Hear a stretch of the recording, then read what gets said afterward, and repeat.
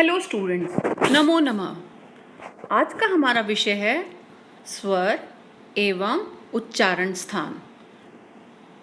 संस्कृत के स्वर कुल है 13।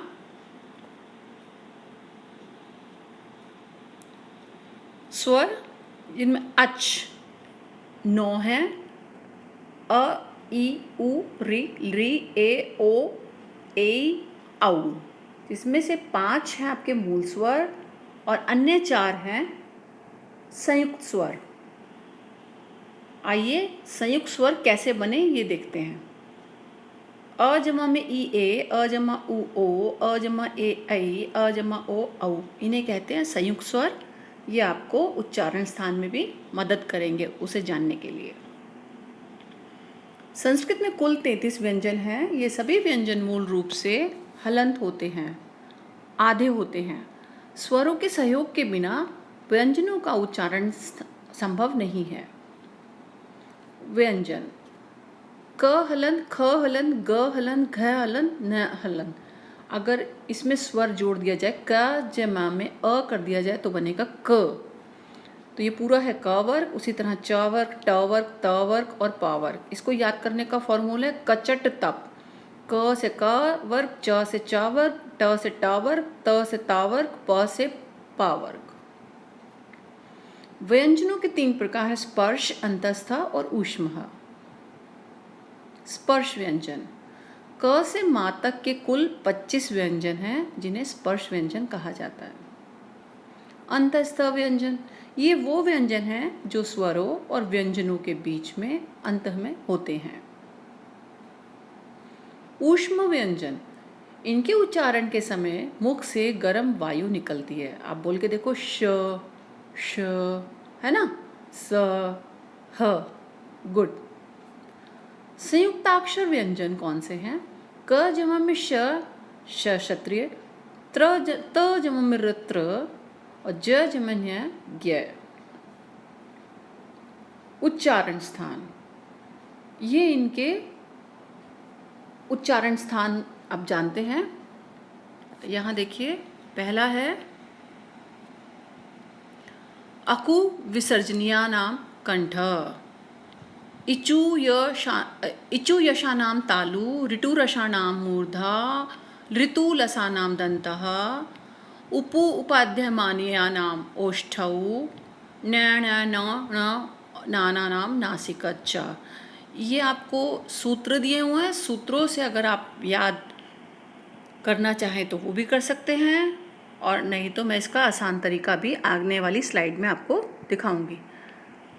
एतै दौ कंठतालु, ओतौ तौ कंठोष्ठम, वकारस्य दंतोष्ठम, जिसमें ए ऐ ओ औ व। देखते हैं आगे। ये देखिए कंठ। कंठ में अ, क वर्ग पूरा, ह और विसर्ग। तो इसको आप ऐसे याद करो पिक्चर के साथ। जैसे कंठ में कंठ है ना, उसमें आका बैठा है, आका।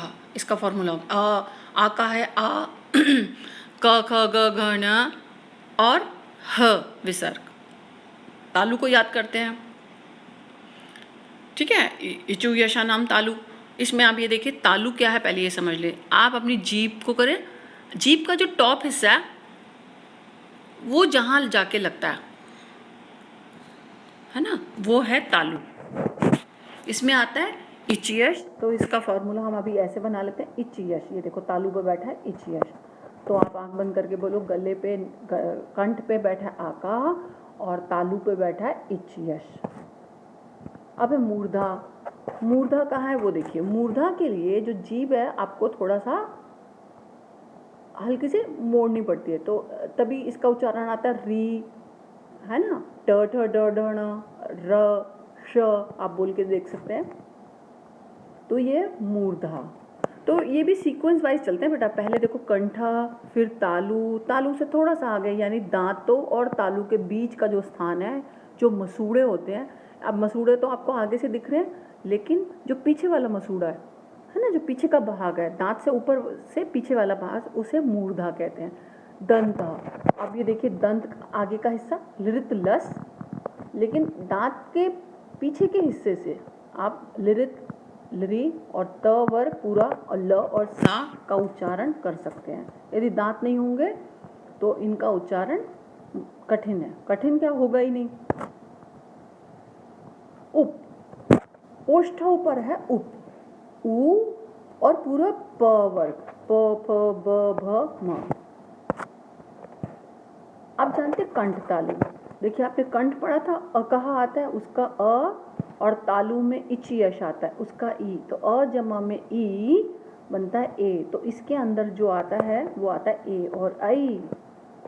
कंठ का अ ओष्ठों में आता है ऊ, तो अ जमा में ऊ बन के मिलता है ओ और औ, इसलिए इसमें कंठोष्ठ में आएगा ओ और औ।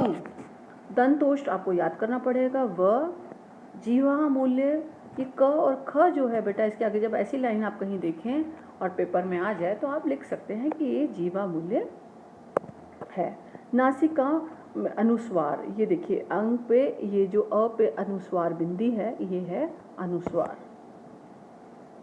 हाँ, एक हमने बीच में छूट गया था, नासिका। नासिका से उच्चारण किए जाने वाले पंचम वर्ण होते हैं, जैसे हर वर्ग का क ख ग घ ञ, ट ठ ड ढ ण, त थ द ध न, प फ ब भ म, है ना। तो जो पंचम वर्ण है उसका जो पंचम वर्ण है वो नासिका से उसका उच्चारण स्थान होता है।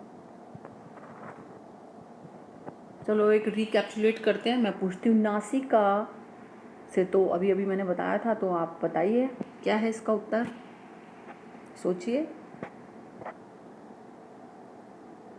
ठीक है, पंचम वर्ण तो ठीक है। कैसे, ये देखो, अगर आपने यही उच्चारण किया है तो बिल्कुल सही। अब है मुखम। मुखम की जगह यहाँ मूर्धा नहीं लिखा हुआ है, तो हम मुखम की जगह अगर मूर्धा होता तो बताओ उस पर क्या आता। इस पर कौन बैठा है, इसे विजुलाइज करो, आपको याद भी हो जाएंगे झटपट से। रिट रश, है ना, गुड। मैं तो बच्चों को ऐसे सिखाया था, जैसे दांतों के पीछे वाला खुरदरा हिस्सा ना, पहाड़ी हिस्सा, ऋषि बैठा करते हैं पहाड़ों पे, तो रिट रश। दंता, दांत, दांत पर कौन है, लिरित लस। ओष्ठौ, ओष्ठ पे बैठा उप, उ और पूरा प वर्ग। जीवा मूल्य, मैंने बोला था क और ख के आगे अगर लाइन है तो वो जीवा मूल्य में चिंबुका नहीं है, ग्रीवा है। हाँ, कंठ बोल देते हैं इसे। कंठ पर कौन बैठा है, सोचो, पहली स्लाइड में आकह, और स्कंधौ माने शोल्डर। यहाँ से तो कोई उच्चारण स्थान नहीं है। तो प्यारे बच्चों, धन्यवाद। अब पढ़ते रहें, बढ़ते रहें और सरलता से सीख जाएंगे। पूरे अंक पाने की ट्रिक है। प्रभु का धन्यवाद और आप सभी का इस वीडियो को देखने का धन्यवाद।